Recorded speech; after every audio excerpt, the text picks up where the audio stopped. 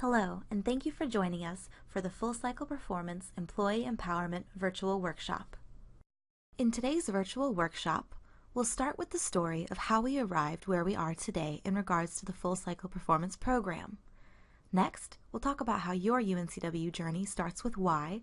Then we'll go into the Timeline and Appraisal Tool, followed by the institutional and individual goals. And finally, we'll focus on talent conversations, learning and talent development, and your next steps towards success. As you can see, we'll be covering a lot of information in today's workshop. That said, feel free to press pause at any time to jot down your ideas and questions so that you can reference them later. Furthermore, you can also find a list of all the resources we'll be using in this workshop in the description box below, as well as throughout the video. I want to pause to make a quick note about the acronyms that we'll be using today. What was formerly known as SPA is now SHRA, and EPA is now EHRA. This is because the act referenced in the acronym, the Personnel Act, has been renamed to the Human Resources Act. So instead of being subject or exempt from the Personnel Act, employees are now subject to or exempt from the Human Resources Act, resulting in the SHRA and EHRA terms. So why is UNCW launching a new performance program in the first place? It's actually the result of two simultaneous developments that have been taking place over the last few years. On the one hand, the North Carolina Office of Human Resources has been working with UNC's General Administration over the last couple years to develop a new performance management process for SHRA employees. At the same time, Chancellor Sartorelli charged UNCW to develop a streamlined performance process for EHRA non-faculty employees, something that hadn't been in place campus-wide in the past. What has resulted is a streamlined process for both SHRA and EHRA non-faculty employees called the Full Cycle Performance Program. This is a program that synchronizes and aligns performance management across campus and focuses on regular communication and employee development. To learn how you can make the most of this new program, just keep watching this video. I encourage all of you to really remain open and listen to this program and ask yourself why. Why do I ask you that, and what do I mean by that? There is a gentleman by the name Simon Sinek who wrote a great book that was called Start With Why. And if you are really fascinated by this activity I'm going to walk you through, I encourage you to watch his TED Talk. You can simply Google it and say TED Talk, Simon Sinek, Start With Why. And basically what is behind it is what he calls the golden circle. Imagine a golden circle, and there's a circle in the center that says why, the next circle is how, and then the outside circle is what. And he encourages us that when we talk about what it is that we do, and when we think about what it is that we do, we should really be thinking with the why first, not the what and the how. So for example, I can say, I'm a talent development manager for UNCW. That's the what. The how is I coach, consult, and train employees and staff and faculty at UNCW. So that just wasted a whole minute and a half, and people are like not engaged with what it is that I do, nor am I. But if I start with the why am I here? I believe everybody has a purpose, and my job is to help meet them where they are and take them to where they want to be, one step at a time. I just happen to be the talent development manager, and I coach, consult, and train employees. So see how that totally switches? Like one comes from a place of passion and purpose, and the other one comes from a place of transaction. It's important for all of us to ask our why, because we need to know why we choose to show up every day. What is our purpose? What are we to do here?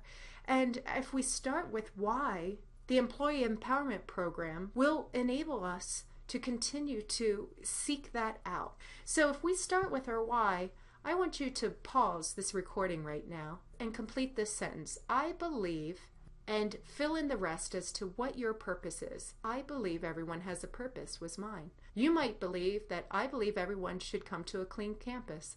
I believe I am to serve the students. I believe, and then you say how you do it and what you do. Like, what does that look like? Why do you get up every day? So pause and give yourself 60 seconds to write down your why. As we move forward, I encourage you to keep that why statement that you just came up with in front of you, because I think you'll find that it'll fit into a lot of areas of the full cycle performance program. So now let's take a step back from the why and focus on the how. Specifically, how are we going to transition to the new full cycle performance program? The main goal of this transition cycle is to get everybody synchronized and on the same page for future cycles. The state of North Carolina determined our new performance cycle dates, which will be from April 1st of every year to March 31st of the following year. We'll all be moving on to that same 12-month schedule. So how this transition year will work for you will depend on which performance cycle you were on before. So let's start with those of you that were previously on the calendar year performance cycle. So this means that you were probably evaluated each year sometime in January. So to get you transitioned to the new March to April cycle, we'll be extending this year's cycle by 3 months. So your next evaluation will be a 15-month appraisal based on your performance from January 2016 to March 2017. If you were previously on the fiscal year performance cycle, this means that in the past, your performance evaluations have taken place sometime in June or July. This means your current cycle began in July of 2016. So again, to get us all on the same page, we'll be cutting yours short by 3 months. So your next evaluation will be a 9-month appraisal from July 2016 to March 2017, again, to get everybody on campus synchronized for that March to April cycle. You'll see that the transition timeline incorporates a lot of different elements, and while we're not going to go over all of these in depth in this workshop, I do want to point out a few important dates. The first date being October 31st of 2016. This is the date that we want all employees on campus to have completed the first part of the new performance tool. This part is called the performance plan, and we'll be going over it later in this workshop. After that, you'll see we're encouraging a second talent conversation. We say talent conversation, really what this is a one-on-one meeting between you and your supervisor to touch base on your performance plan. So we're encouraging having one of those in December. And finally, what this is all leading up to is your annual performance appraisal, which should take place sometime in March or April. Now remember, for this transition cycle, it's going to be either a 15-month appraisal or a 9-month appraisal for you, but either way, it's important that these are submitted to Human Resources by April 30th of 2017. I encourage you to download and keep a copy of this performance timeline so that you can make sure that you and your team are on track, especially as we transition to this new program. So now that we know how we're going to move forward with the full cycle performance program, let's take one step even further out and talk about the what. That's right, we're going to dive into the formal appraisal tool itself. I encourage you to download a copy and follow along as we talk through each of the sections. As you begin to explore the new performance appraisal tool, you'll probably notice there are a lot of significant changes from what we've used in the past. One of the biggest differences is the fact that this performance tool is split up into 3 distinct sections, completely different from the past when this was a one-time thing that you only saw once a year. The first is Part 1, which is the performance plan, which has 3 sections in itself. Those are the institutional goals, the individual goals, and the talent development plan, all of which we'll go over in detail later in this workshop. This is also the part that we want everyone on campus to have completed by October 31st of 2016. The second part is for off-cycle reviews. That's what we often refer to as talent conversations. All employees on campus are required to have at least one off-cycle or interim review for each cycle. However, you'll see in our timelines that we recommend having quarterly conversations about your performance plan and about how you're doing with your goals to keep it front of mind and make it the most successful experience possible. And finally, Part 3 is the actual performance appraisal itself. You'll see that the actual annual appraisal part of the form is only 2 pages. There are sections to be evaluated on each of your goals, to get your overall rating, and of course, a place for supervisor comments and signatures. You'll see that there isn't a place on the form for employee comments, but that doesn't mean we don't want you to have a voice. If you feel that you would like to add comments to your annual performance review, we'll have a fillable PDF that you can attach when you submit it to add your comments and add your feedback. You'll also notice in this section one of the other major changes of this program from what we've used in the past, and that is the shift from a 5-point rating scale to a 3-point rating scale. This simplified scoring system allows for 3 possible ratings for each goal as well as your overall rating. Those are not meeting expectations, meeting expectations, and exceeding expectations. You can download your own copy of the Formal Appraisal Tool at the link on this video or in the description box below. Because these forms will be submitted electronically in April, we encourage you and your supervisor to always keep an up-to-date copy available on your computers or in your shared drive. So now that you're a little bit more familiar with the form itself, let's go back and focus on the performance plan. So the first part of the performance plan is the section called Institutional Goals. You might be wondering what an institutional goal even is. Basically what they are is that they are standing performance and behavioral expectations that apply to all employees on campus. The institutional goals for SHRA employees were developed by the UNC General Administration along with the state of North Carolina. SHRA employees will either have 5 institutional goals, or if the SHRA employee is also a supervisor, they'll have 6. EHRA non-faculty institutional goals have been developed by UNCW campus leadership. All EHRA non-faculty will have 6 institutional goals, while those with supervisory responsibilities will have 8. Both of these sets of institutional goals have been developed to cover the entire scope of an employee's performance in their role. So that means whatever it is that you do, whatever your job is, however it evolves, it can be discussed through these institutional goals. To get a better understanding of how these institutional goals will work, let's compare them to how our forms were set up in the past. So in the past, the evaluation forms were usually organized by job duties or competencies. So you'll see maybe a list of job duties on the left-hand side, and then each supervisor evaluated the employee on how he or she performed each duty. So let's say, for example, your job duty was event planning and coordination. That would be on the left, and then your supervisor would talk to you about how your expertise was in this section. How was your accountability? How was your customer service, all within event planning and coordination. And while this organization of a performance form may have functioned fine in the past, we often heard from both supervisors and employees that they didn't know how or where to address certain elements of someone's job. Maybe there was an area that needed improvement, but it wasn't listed in the job duties. Or maybe there was an area where an employee really excelled, but again, it wasn't covered in that list of competencies, so how do we address that? This is where the shift to institutional goals really shines.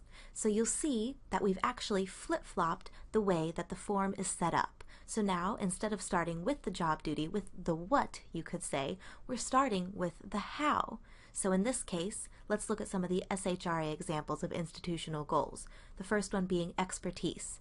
So now we're looking at how an employee applies expertise in every element of his or her job. How do they show expertise for event planning? How do they show expertise in their day-to-day duties? How do they show expertise in their data management? Whatever it might be. And you'll see how that can apply and go forward. So as you read through the institutional goals, see if there are areas that weren't included in your performance evaluations before that now you see an opportunity to talk about with your supervisor or with your employees.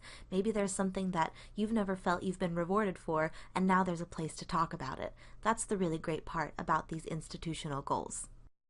You'll also notice that on the performance tool, each institutional goal has been defined even further by 3 to 5 descriptive words. These descriptions have been written at the meets expectations level of performance. So that means everyone on campus is using this as their standard set of expectations for how we should perform these institutional goals. As a part of your talent conversations with your supervisors or with your teams, it's going to be important to make sure that you're all on the same page about the job expectations within these institutional goals. So to do that, we recommend expanding the descriptions to make sense for your job or for your role. Think of specific examples of what meeting or exceeding expectations looks like for a specific goal. Ultimately, this will help you and your supervisor understand how your role fits and how you can meet those expectations, or if you like, to exceed them. If you're having trouble defining what meets expectations or exceeds expectations in one of these institutional goals, don't worry, we have a resource available for you. look for the link in the description below or on this video for the expanded versions of each of the institutional goals. This will again provide a good baseline for you to talk about those exceeding expectations, meeting expectations, and not meeting expectations levels. So now that you have a better grasp of the institutional goals, let's move to the next part of the performance plan, the individual goals. In the full cycle performance program, each employee will have 3 to 5 individual goals for each performance cycle. And unlike the institutional goals, the individual goals are actually not intended to cover all aspects of your job. Instead, these goals will focus on factors such as key results, outcomes or deliverables, maybe critical functions of your role, but you don't have to worry about writing them to incorporate every element of what you do. The really cool thing about these individual goals is that they give you a really unique opportunity to become a big part of your performance evaluation process. That said, there's not one specific way to write or create these individual goals. Instead, the development of these goals is a flexible process that allows the goals to be tailored to you and your role. In fact, we've encouraged supervisors to work with you as an employee in developing these goals so that you create them together. By making this a collaborative process, it will give you the chance to be fully invested in these goals, in their development, and ultimately, you actually have a say in what you're going to be evaluated on at the end of the cycle. The really cool thing about this is that the more invested you feel in your goals, the more likely you are to accomplish them and even exceed the expectations that you and your supervisor have set. So if you couldn't tell, we are really excited about the addition of these individual goals to UNCW's performance program. However, because there's no prescribed way or there's no formula for developing these goals, as exciting as they are, we know it can also be an overwhelming process to try and brainstorm or think about what some of your goals might be. So to help you get started, we found that one of the easiest ways to just get your brain thinking and churning about what your goals could look like is to play a quick game of Mad Libs. If you haven't played Mad Libs before, it's basically a fill-in-the-blank game where you fill in different sentences with words of your choice. So we're going to do that now and give you a couple examples, and as we go through these examples, I want you to start thinking about how some of these might apply to what you do or how you could transform them to work for you, or even fill in the blanks completely differently, but again, so that it's tailored to your job or your department. So first, let's take a look at the important components of any individual goal. First, each goal needs an action. That's the verb. And then, of course, what is that action doing? That's the noun. And you always want to have a date. What is the deadline for you to meet this goal? And the last essential part of any goal is this last section. In order to what? What is the result? What is the outcome? Why is this goal important? I think you'll find as you develop these goals that this is the part that will really impact your investment in what it is that you're trying to accomplish. Let's go ahead and fill in the blanks of some of these sentences to start giving you some ideas of what your goals could look like. We'll start with the first simple sentence. Let's say our verb is to complete and our noun is a procedural guide. So to fill it in more depth, we want to complete a procedural guide for one of our office processes by, let's say, the end of the new performance cycle, March 31st, 2017. And now for that critical part, the result. In this case, we are completing this procedural guide in order to ensure that our team can be confident in providing consistent, timely, and useful guidance to those that we serve. Notice how much impact that last part of the goal has. It can really take your goal from something that you kind of think is important to something that you really understand the value of. Let's look at another example. I like to give a shout out to our housekeepers on campus during this example because their job is so important to the functions of what we do. So a big part of housekeepers' roles is to stay up to date with various trainings and workshops. So they have the opportunity to incorporate that into one of their individual goals. For example, their individual goal might look like attend the bloodborne pathogens and mixing hazardous chemicals safety trainings and apply what they've learned by, again, maybe March 31st, 2017, to your daily routine in order to ensure a safe and clean learning environment for students, faculty, and staff on campus. Another example that could apply to a lot of offices across campus. Let's say we'll start with the word deliver. So let's deliver 20 information sessions by March 2017 in order to raise awareness about our program across campus and increase the numbers of participants or users. Again, listen to how much of an impact that last part has. As for this transition cycle, maybe an easy goal for you to throw in there would be participating in this performance cycle program. So you could do something like actively participate in two-way talent conversations with your supervisor, put in the dates, in order to make sure that you and your supervisor get the most out of this new program and set yourself up for success. By now, you might have an idea of what an individual goal could look like for your position. I encourage you to pause this video and jot down whatever ideas you have. Once you've got your ideas written down, let's talk about how to expand your goals to make them smarter. We use the SMARTER goal setting acronym to make sure that we're setting ourselves up for success with our individual goals.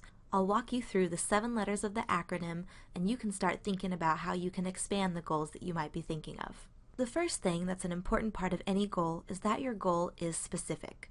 So you need to know what needs to be accomplished, what are the outcomes, what are you looking for. If it's not specific, then how do you know what you're supposed to do? Secondly, it's important for these goals to be measurable.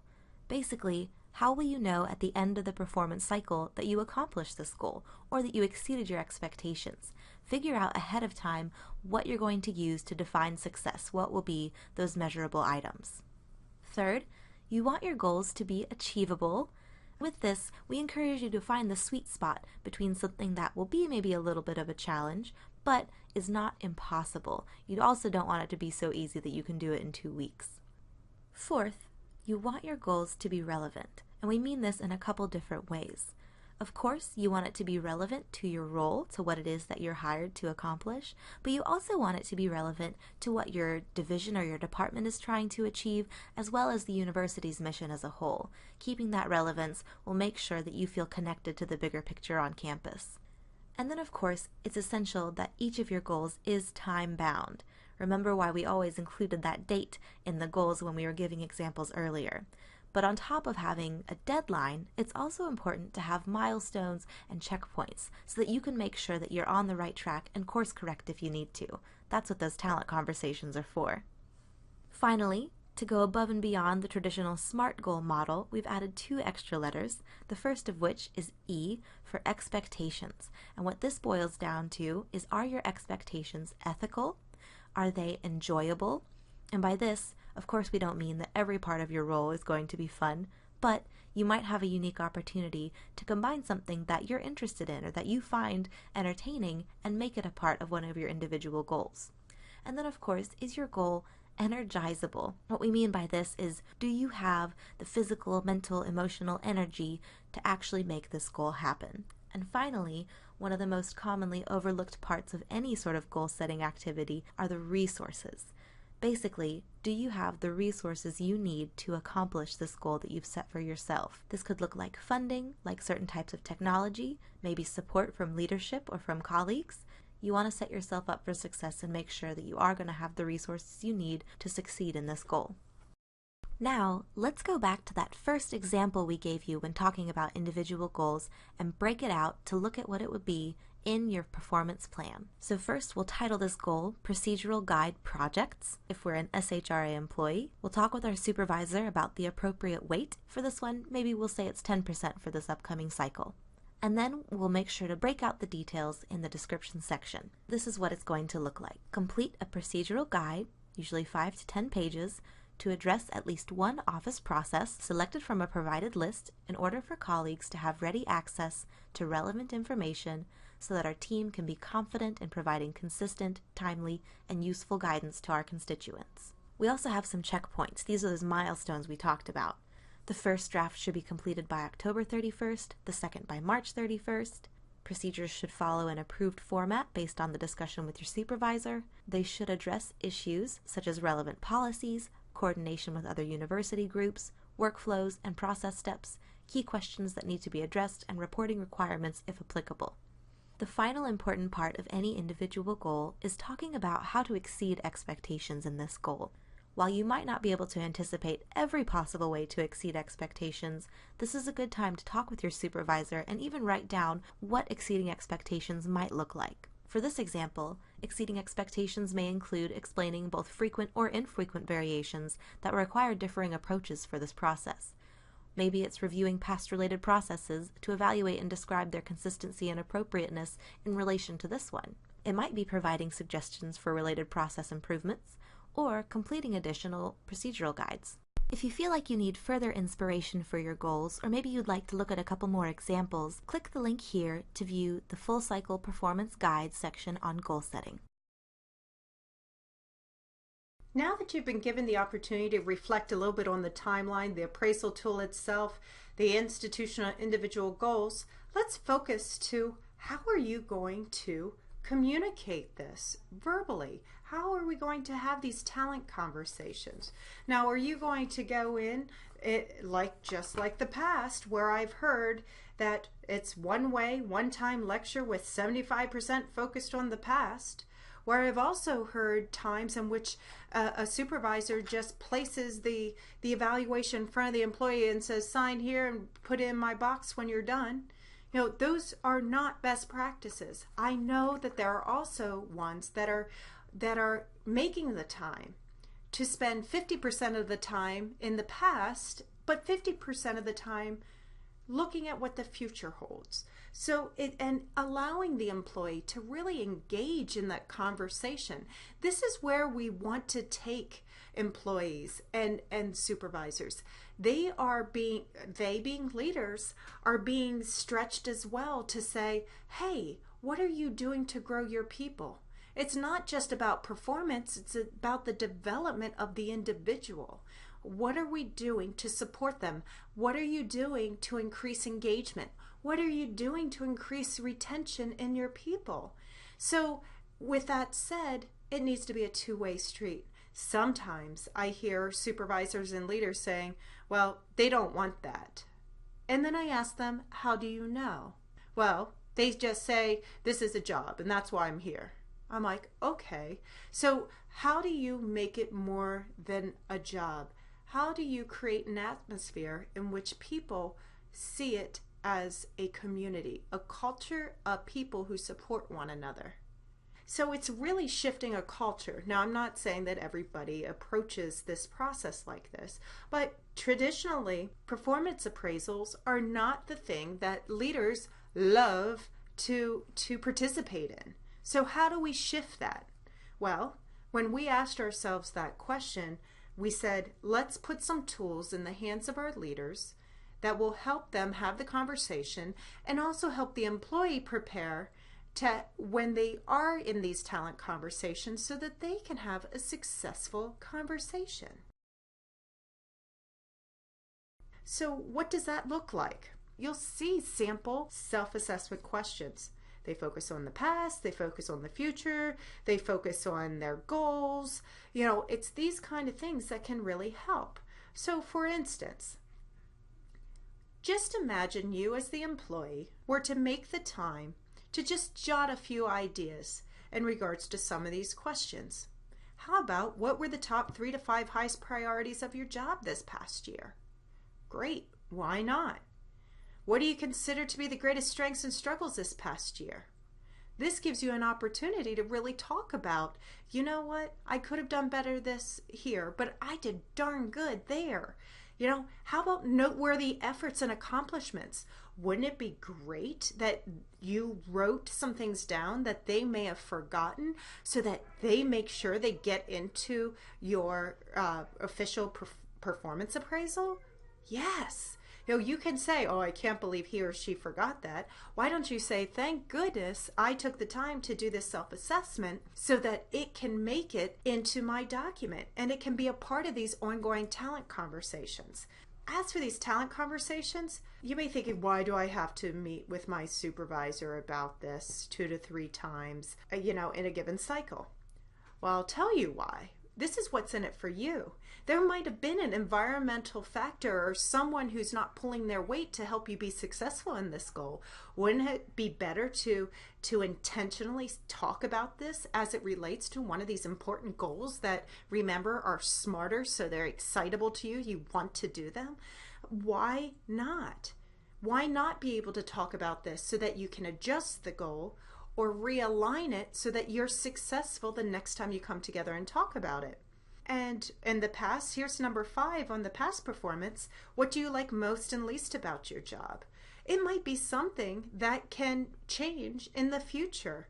Or it might be an aha moment that, oh, I better reach out and see what other career goals and career aspirations are out there for me to prepare myself so that I don't feel in a position of being stuck or trapped or fill in the blank. So that's all in the past. Those 5 questions could very easily take up a good chunk of time just talking about the past and then also being meaningful to then set up the future. How about the first question being, what can your supervisor do to help you do your job more effectively in the future? You might not have the supplies you need. You might not have the face time you need. You might have too much face time.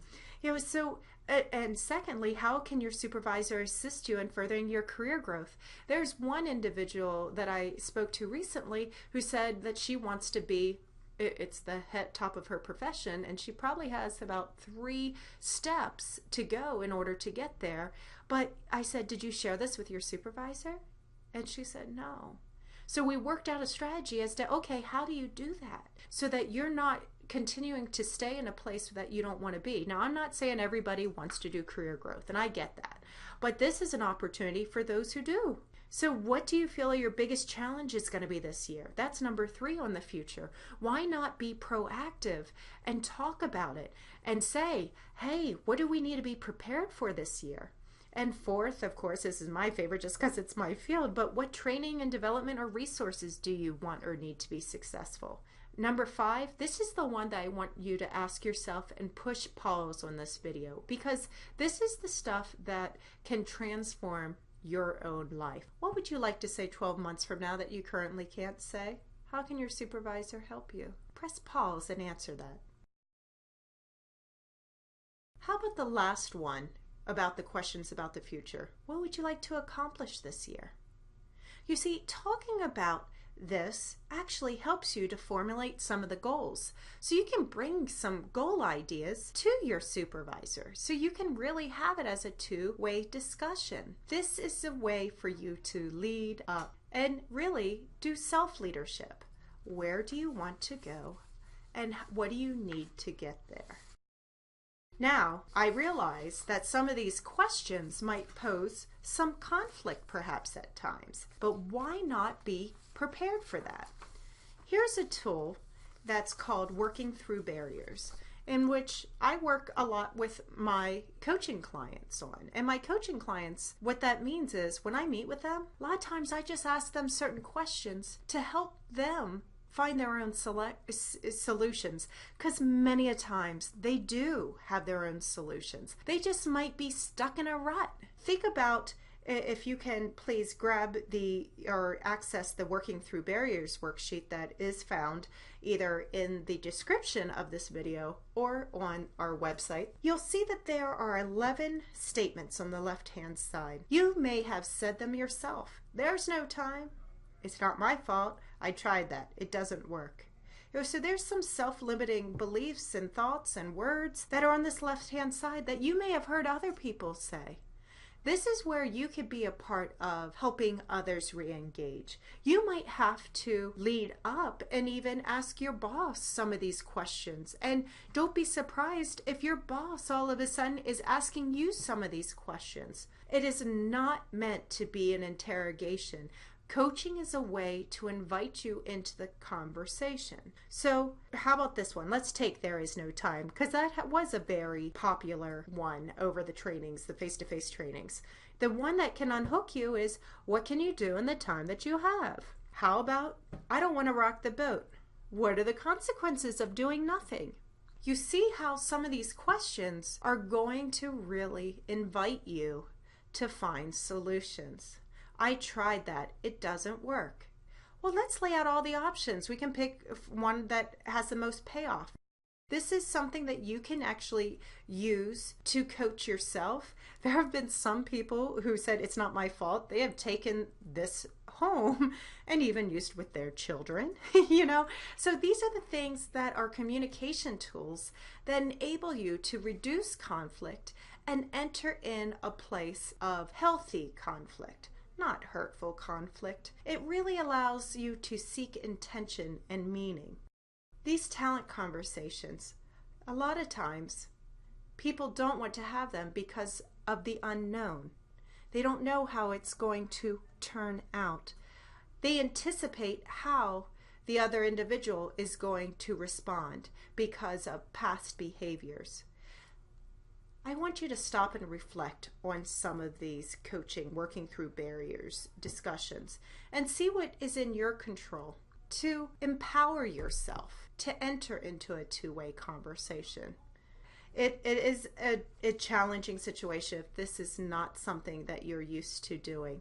But I encourage you to stop this recording and also download this Working Through Barriers worksheet and take a goal and look through some of these coaching responses to see which ones you need to be prepared for, because it just might be the one thing that allows you to realize your next step. So as this section closes, I want you to be invited to a workshop that's going to be coming up, and we're going to offer it every year because we think it's very valuable. So the leaders have had a full cycle performance leadership training program, and they're also invited to participate in a courageous conversation workshop. You too have the option to participate in a workshop called Gaining Clarity Workshop, How to Engage in Healthy Conflict with Dignity and Respect. So I want you to ask yourself these 5 questions. If you could say yes to any of them, I really encourage you to sign up, because you might not only be signing up for yourself, but you might have a colleague or a coworker or someone in another department that could use some of these skills and coaching strategies themselves in order to empower them. You can be and make a difference. There are strategies to empower yourself and take it to the next level. If you enjoyed this video and you want more, this might be the workshop that is right for you. Talent conversations are extremely important to the success of this process. So is setting up your talent development plan. Thinking about where you want to grow, what you want to know, where you want to develop is a process that is meaningful when you set it at the beginning of the process. Your talent development plan, it is something that's very important to analyze. So there is such a thing called as a fixed mindset and a growth mindset. There are those who desire to remain the same and fight tooth and nail to try to keep it all the same. And how that manifests really looks like they avoid challenges, they give up easily, see effort as fruitless or worse, they ignore useful negative feedback, or feels threatened by the success of others. And then you have a growth mindset with individuals who truly have a desire to learn. They embrace challenges, they persist in the face of setbacks, sees effort as a path to mastery, learns from criticism, and finds lesson and inspiration from others. You may know certain employees and people in your life that fit into both mindsets. Some depends on the day. Some like to stay in one mindset more so than the other. The only choice you have, though, and the only focus you have to make a difference is yourself. So what can you do to remain in a growth mindset? For those who have heard the Chancellor speak, I think we can all agree that the fixed mindset is a thing of the past. Having a growth mindset is where we take our university to the next level of excellence. So when you look at the talent development plan, I want you to look at different opportunities that you have to take advantage of. And you can use the excuse of, I don't have time, I don't have privacy, I don't have money, you could fill in the blank. But I tell you right now that we have so much learning that is both face-to-face and virtual, that is virtually impossible to use any of those excuses that you just heard. And you may have said them yourself. Look at some of these additional learning opportunities. We, of course, have the Dare to Learn Academy that have instructor-led, virtual, which includes video and audio. And then, of course, we have networking groups, we have a lending library, and then we have staff meetings, starters, retreats, coaching, consulting. You know, I have met with people over lunches, for goodness sake, and we just lunch and coach. So there is really no excuse to your development. And to say, where is it that you want to improve in your work environment? It doesn't even mean maybe learning something new, but just recentering yourself so that you can embrace that why every single day. And when you have that bad day, you know that next day is a new day and you're going to come back refreshed and optimistic and seeing a change. So we also have Skillport, which is supported by ITS. You have books that are available 24/7. We now have the leadership channel that you don't have to have a title as a leader in order to leverage leadership curriculum. This is all available to you. The online courses, are both technical or transferable skill development, are endless. So, of course, you have your traditional instructor-led classes that you can have here or elsewhere, and you can see some of the samples, but really take the time to say, what do I want? Now, if you don't want to make the time or you don't have the time to look, we have a solution for that too. We actually have a Dare to Learn Academy talent development research team that will go digging for you to find the learning that meets what you want. You just have to say, what's your desire or need, what's your preferred learning format, and what's your budget. You give us any of that and your budget can be zero, and we'll come back with lots of options for you to grow and learn from. So, what are your next steps? If you haven't done so already, we encourage you to take advantage of the full cycle goal setting workshop called The Art of One Word.